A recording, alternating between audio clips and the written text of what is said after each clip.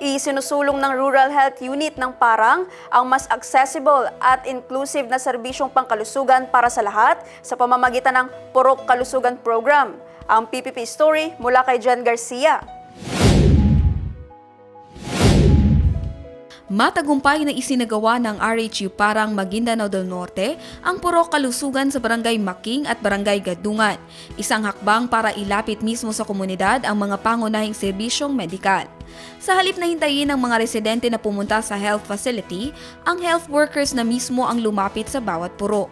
Layunin ng programang ito na matiyak na walang pamilyang maiiwan pagdating sa serbisyong pangkalusugan.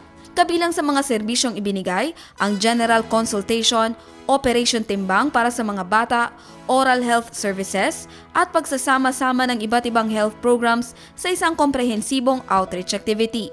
Malaking tulong ito ayon sa RHU sa mas maagang pagtuklas ng karamdaman, pagpapalakas ng preventive care, at pagbibigay ng health education sa antas barangay. Sa pamamagitan ng Purok Kalusugan, mas napapalakas ang community-based healthcare sa Parang, mas pinalalapit ang serbisyo, mas pinapalawak ang kaalaman, at mas pinagtitibay ang kalusugan ng bawat barangay.